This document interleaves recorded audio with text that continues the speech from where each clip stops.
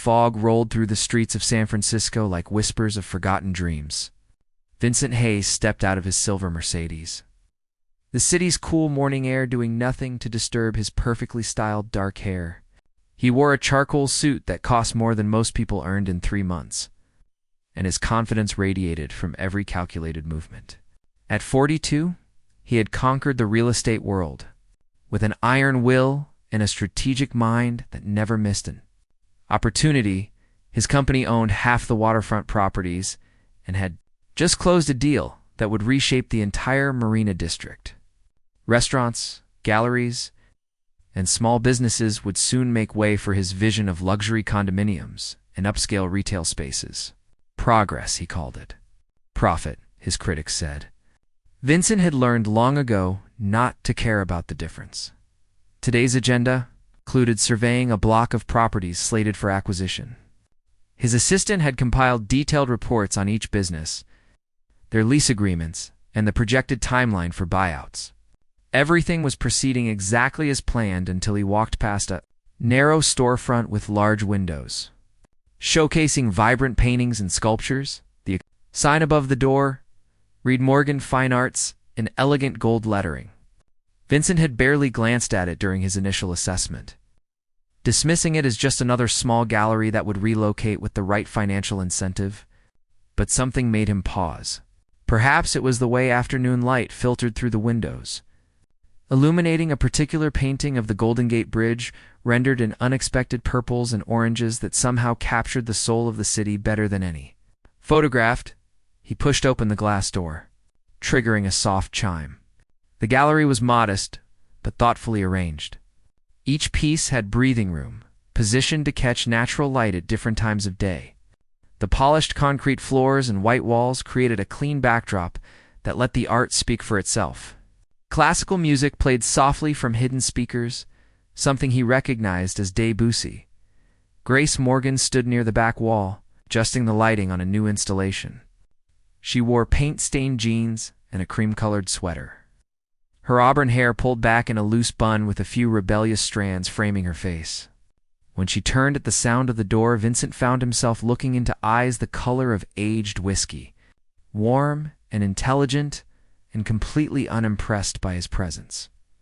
"Good afternoon," she said, offering a professional smile that did not quite reach those remarkable eyes. "Feel free to look around. Let me know if you have any questions about the pieces." Her voice carried a melodic quality, genuine warmth, tempered with the wariness of someone who had dealt with too many people, who saw art as investment rather than expression. Vincent recognized the type immediately because he had become exactly that type of person somewhere along his climb to the top. He moved through the gallery with the practiced eye of someone who understood value, though he had long forgotten how to appreciate beauty for its own sake. The paintings were exceptional, a mix of established local artists and emerging talents. Each piece told a story, captured a moment, revealed something true about the human experience. Vincent realized with uncomfortable clarity that he could not remember the last time he had visited a gallery simply to enjoy art. "This piece," he said, gesturing to the Golden Gate painting that had drawn him inside. "Who is the artist?" Grace walked over, her movements unhurried and graceful. "That is by Thomas Chen, a local artist who spent 2 years studying how fog and light interact with the bridge at different seasons. He painted this from memory after watching hundreds of sunsets. What you are seeing is not just the bridge, but the feeling of belonging to this city, something in the way." She spoke about the painting made Vincent pause. There was reverence there, a deep respect for the creative process that he had once possessed himself. Before business school, before his first million, before success had calcified into ambition's cold substitute, he had wanted to design buildings that would inspire people. He had sketched constantly, dreaming of structures that would blend form and function into something transcendent. Now he demolished buildings to erect expensive boxes, where the wealthy could live isolated from the very city that surrounded them. "How much?" Vincent asked. The question automatic. Grace named a price that was reasonable for the quality, clearly beyond casual impulse purchases. Vincent pulled out his phone, ready to wire the payment immediately, but she held up a hand. "May I ask what draws you to this particular piece?" Grace inquired, her gaze steady and searching. The question caught Vincent off guard.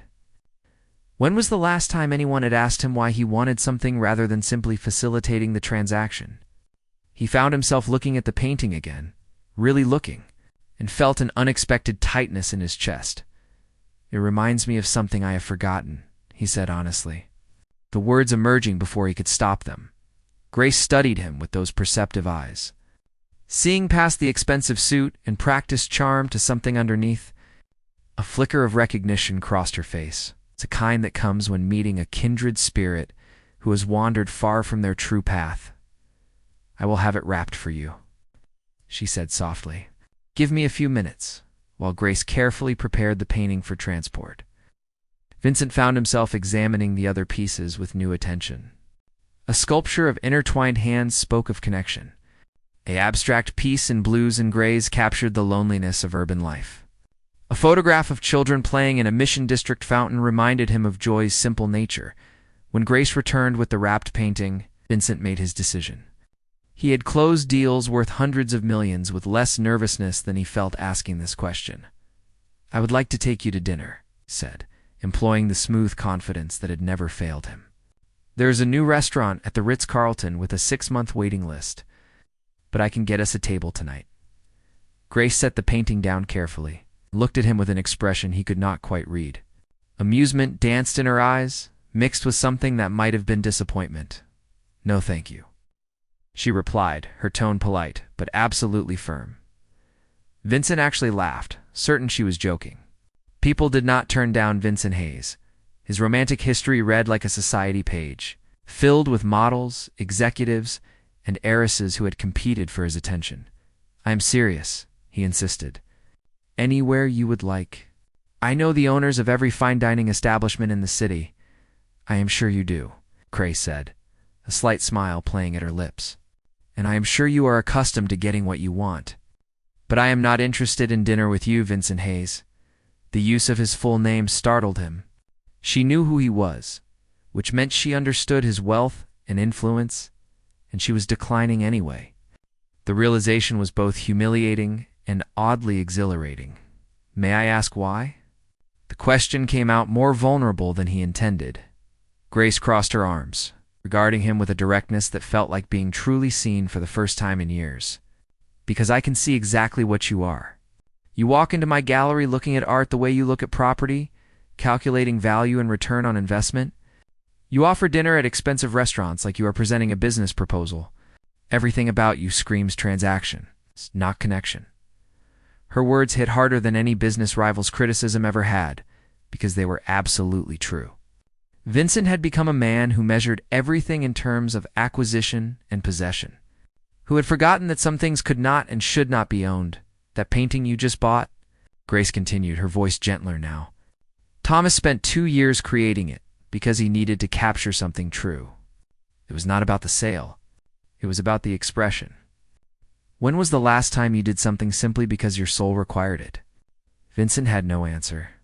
He stood in the quiet gallery, surrounded by human creativity and passion, feeling more exposed than he had ever felt in any boardroom confrontation. "The painting is yours," Grace said, gesturing to the wrapped canvas. "I hope it brings you whatever you are searching for." Vincent picked up the painting, its weight substantial in his arms. He walked to the door, then paused and looked back. Grace had returned to adjusting the installation lighting, already moving on from their interaction with the ease of someone who knew her own worth for the first time in 15 years. Vincent Hayes left a negotiation without getting what he wanted, and for the first time in just as long, he felt the stirring of something that might have been respect for the person who had refused him. The fog was thickening as he placed the painting carefully in his car. Vincent sat behind the wheel for a long moment, staring at the gallery through the mist, feeling the foundations of his carefully constructed world begin to shift in ways he could not yet name. The painting hung in Vincent's penthouse overlooking the bay, catching the morning light in ways that transformed his sterile living space. Each time he walked past it, something uncomfortable stirred in his chest. Grace's words echoed in his mind during board meetings and conference calls. When was the last time you did something simply because your soul required it? 3 days passed before Vincent found himself driving back to the Marina District. He told himself it was part of his property assessment routine, but he parked directly in front of Morgan Fine Arts and sat in his car for 10 minutes. Feeling ridiculous and unable to explain why he was there, the gallery looked different in the late afternoon. Golden hour light streamed through the windows, making the space glow like a jewel box. Vincent entered and Grace glanced up from her desk, where she was reviewing what appeared to be grant applications. Recognition flickered across her face, followed by something that might have been resignation. "Mr. Hayes," she greeted him neutrally. "Did you have a problem with your purchase?" "No, the painting is perfect," Vincent said, shoving his hands into his coat pockets. "I came to see what else you have."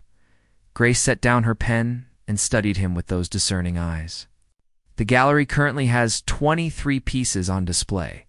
Is there a particular style or artist you are interested in?" Something about her professional distance bothered him more than outright hostility would have. Vincent wandered through the space, genuinely looking this time rather than evaluating. A series of photographs caught his attention, black and white images of ordinary people in moments of extraordinary emotion. An elderly man feeding pigeons, his face radiating contentment.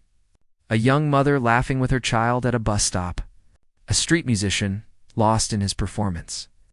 Eyes closed in transcendence. "These are powerful," Vincent said quietly. Grace joined him, maintaining careful distance. "The photographer is my cousin, Natalie Morgan. She believes that beauty exists in authentic moments, not posed perfection. These were all taken in the Tenderloin over 6 months. She wanted to show the humanity that people often overlook in that neighborhood." Vincent thought about his development plans. How easily he dismissed entire communities as obstacles to progress. When had he stopped seeing people and started seeing only demographics and profit margins? "I will take the series," he said. Grace raised an eyebrow. "All 12 photographs. That is a significant investment." "I know good work when I see it," Vincent replied, meeting her gaze. Something shifted in Grace's expression, a crack in her professional armor. "Do you, though? Or are you trying to buy your way into my good graces?" The accusation stung, because it held some truth, but not all of it. Vincent surprised himself by answering honestly, "Maybe both. I have not been able to stop thinking about what you said, about doing things because your soul requires it. I used to have dreams that had nothing to do with money or status." "What kind of dreams?" Grace asked, her voice softening slightly. "I wanted to be an architect," Vincent admitted, the confession feeling strange after years of burying that old ambition. "Not the kind who designs monuments to wealth, but someone who created spaces where communities could thrive. I had sketchbooks filled with plans for affordable housing that was actually beautiful. Public spaces that brought people together. My undergraduate thesis was about integrating nature into urban environments.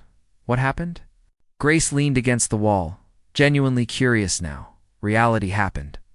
"My father convinced me that architecture was impractical, that business was where real power lived. He said I could do more good with money than with blueprints. So I got my MBA, started flipping properties, and discovered I had a talent for seeing potential where others saw problems. Each success made it easier to justify the next compromise until I forgot why I wanted to build anything in the first place." Grace was quiet for a moment, processing his unexpected vulnerability. "That is a sad story, Vincent. But you were telling it like it happened to someone else, like you had no choice." Her words hit like a physical blow. "I made choices," Vincent acknowledged. "I just convinced myself they were inevitable." "They are never inevitable," Grace said firmly. "My grandmother opened this gallery 40 years ago when everyone said a black woman could not succeed in the art world. She faced discrimination, financial struggles, and constant pressure to sell out. When she passed 3 years ago, she left me this place and a choice. I could sell it to developers for enough money to never work again. Or I could honor her legacy and fight to keep art accessible in a city that increasingly caters only to the wealthy." "You chose the gallery," Vincent said. "I chose meaning over money," Grace corrected. "I chose to do something my soul required, even though it is hard. Even though I sometimes eat instant noodles for a week to make rent, because this place matters. The artists I represent matter. The people who walk in here and see themselves reflected in the art matter. Vincent felt the weight of her conviction, the clarity of her purpose. It illuminated everything hollow in his own life, including my development plans for this block. Grace's jaw tightened. You are the developer trying to buy out this entire street. Of course you are. That makes perfect sense. I did not know, Vincent said quickly. I mean, I knew there was a gallery here, but I had not visited before 3 days ago. My team handles the details. The details, Grace repeated bitterly. The details are 12 businesses that have served this community for decades. The details are jobs and livelihoods and places where people have built relationships. But why should Vincent Hayes care about details when there is money to be made? Her anger was justified, and Vincent knew it. He had approved the project without ever walking these streets, without meeting a single business owner, without considering the human cost of his vision for luxury condominiums that would sit empty half the year as investment properties for foreign buyers. You are right, said simply. I have been making decisions from spreadsheets and market projections, treating neighborhoods like game boards. I have not thought about the people. And now, Grace challenged. Are you going to tell me you have had some grand epiphany and you are canceling the whole project? Because we both know that is not how your world works.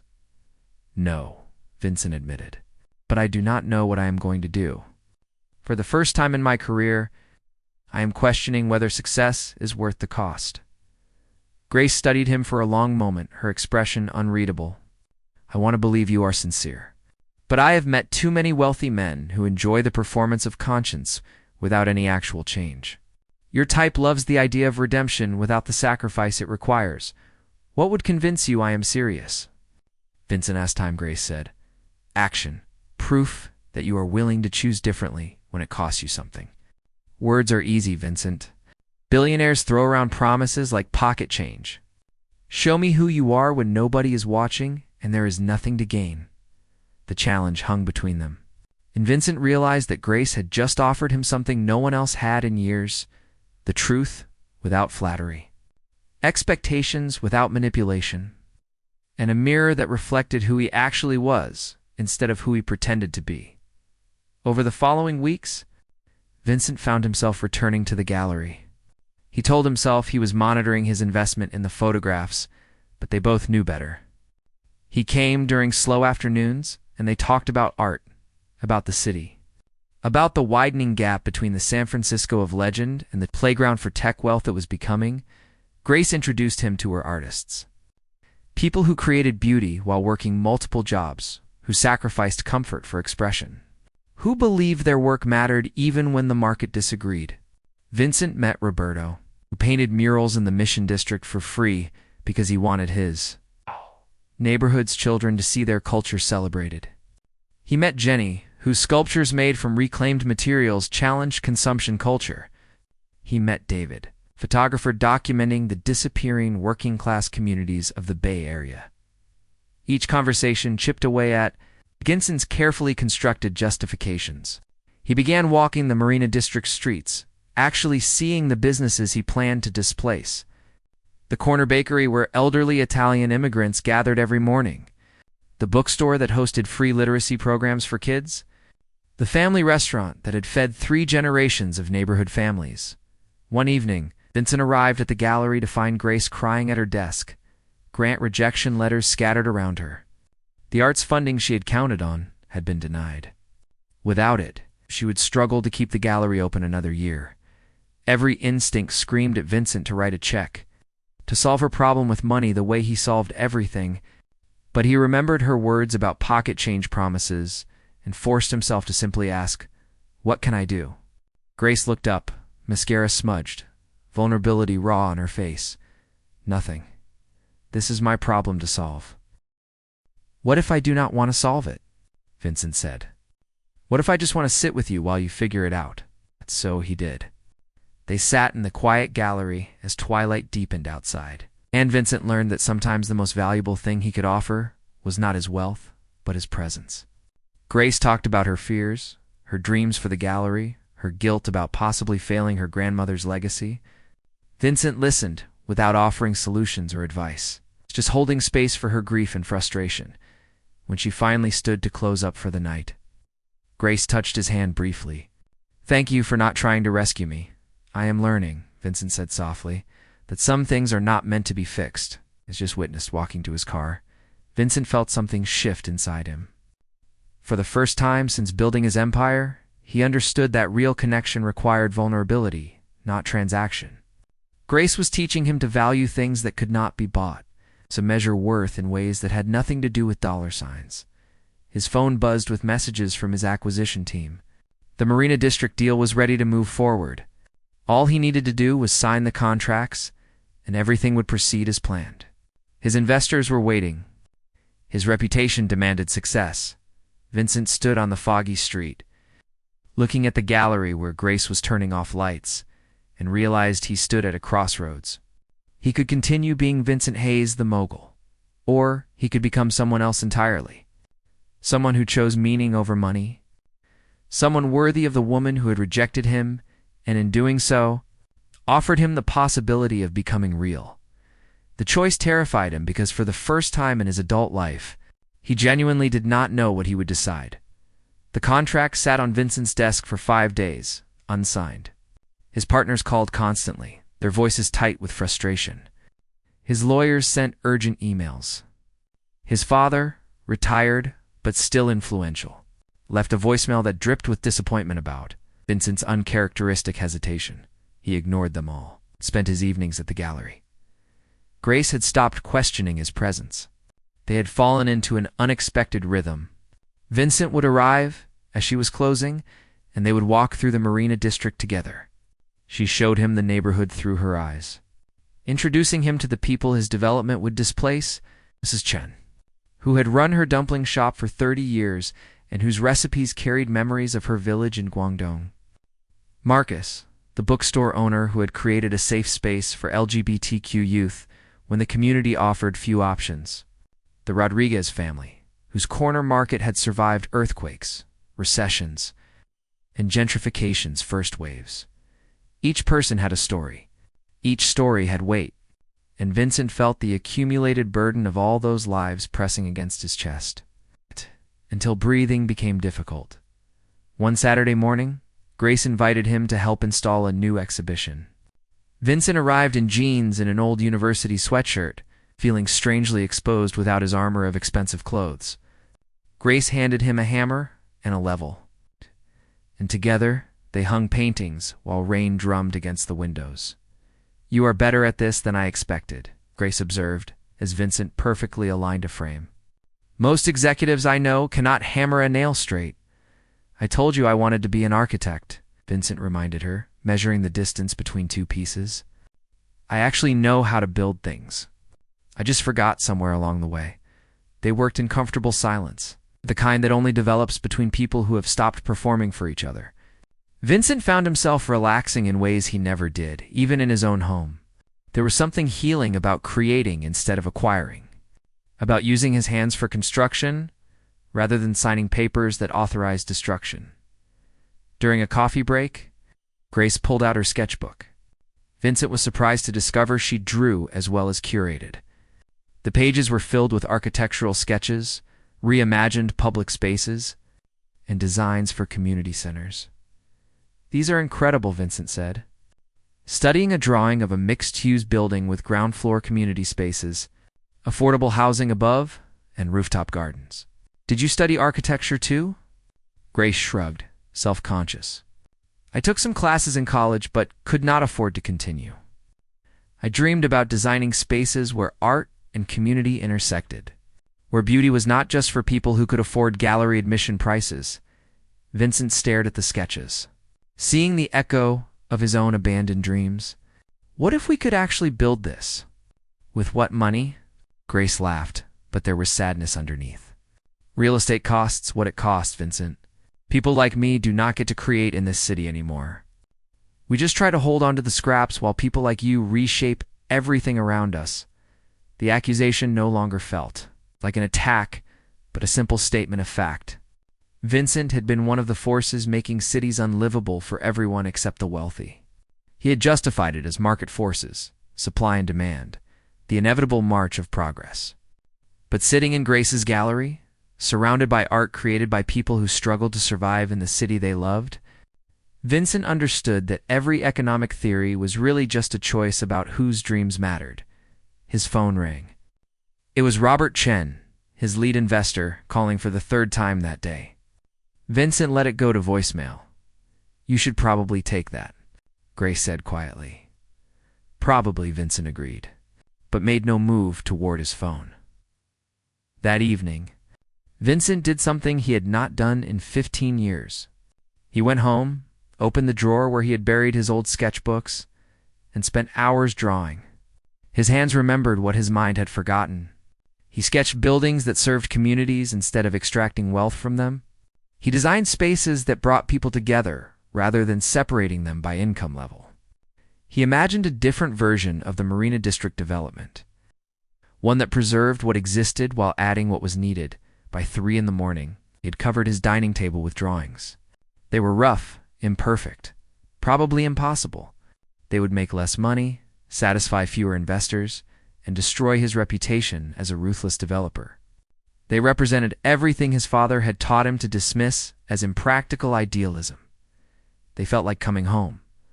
The next morning, Vincent called an emergency meeting with his partners.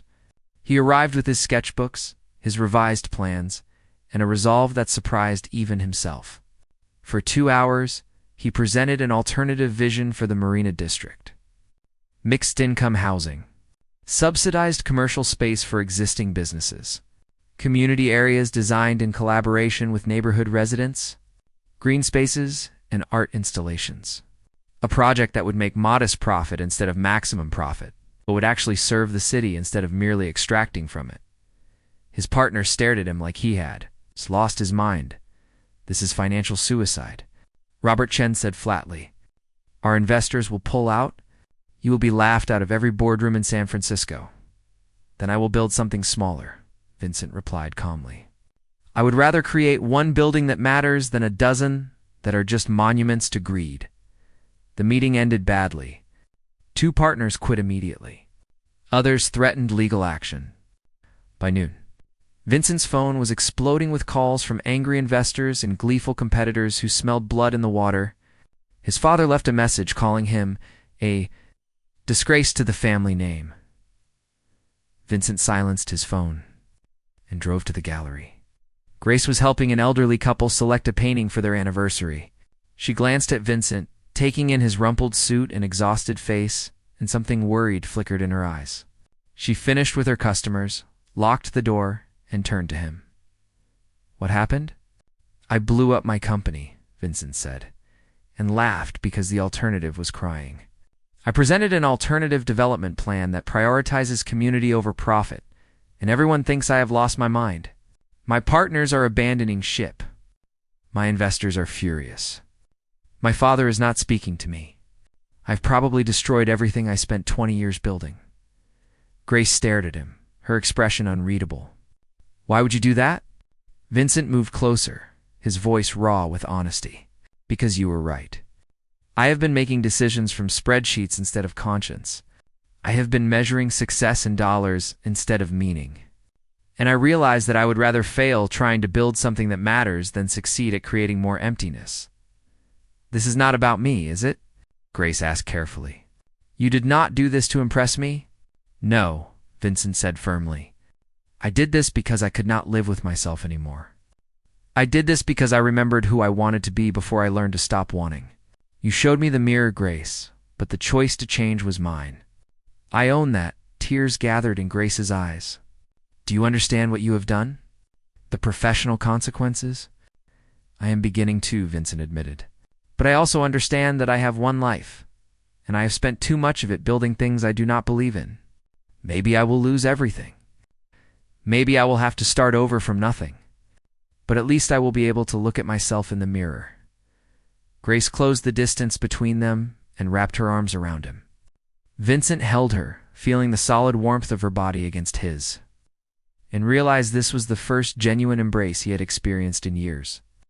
Everything else had been performance, transaction, or conquest. This was simply two people holding each other through uncertainty. "I am terrified," Vincent whispered against her hair. "Good," Grace murmured back. "That means you are finally alive." They stood together as afternoon light painted the gallery in shades of gold. Outside, the city continued its relentless transformation. But inside this small space, two people who had been moving in opposite directions had finally found each other. Over the following weeks, Vincent rebuilt his professional life from the ground up. He formed a new company with different values and smaller ambitions. He reached out to architects who shared his vision of socially responsible development. He met with community organizers and learned to listen instead of dictate. The process was humbling, often frustrating, nothing like the easy victories of his former life. But he was happy in ways he had forgotten were possible. Grace became his partner in more than romance. Her design skills complemented his business knowledge. Together they created a proposal for the Marina District that preserved the existing community while addressing real housing needs. It would take years to realize, and would never make them wealthy. But it would matter. 6 months after their first meeting, Vincent and Grace stood in the gallery at an exhibition opening. The show featured local artists whose work explored themes of belonging and displacement in a changing city. The crowd was diverse, a mixture of longtime residents and newcomers. All engaged in genuine conversation about art and community. Vincent watched Grace move through the space, her joy evident as she connected artists with appreciative viewers. She caught his eye across the room and smiled, a smile that held understanding and promise and partnership. He thought about the man who had walked into this gallery seeking a transaction and getting rejection instead. That man would not recognize who Vincent had become. He drove a used car now, lived in a smaller apartment, and had a bank account that would have horrified his former self. He worked longer hours for less money and faced constant skepticism from the development community he had once dominated. But he woke up each morning with purpose instead of dread. He created things that served rather than extracted. He loved a woman who saw him completely and chose him anyway. He had remembered how to dream. Grace joined him by the window where fog was rolling in from the bay. "Beautiful night," she said softly. "Beautiful life," Vincent corrected, taking her hand. Outside, the city glittered with possibility. Inside, two people who had been lost in different ways had found their way home. Not to a place, but to purpose. Not to perfection, but to meaning. Not to the easy path, but to the true one. And in a small gallery, on a foggy San Francisco street, love had quietly changed everything.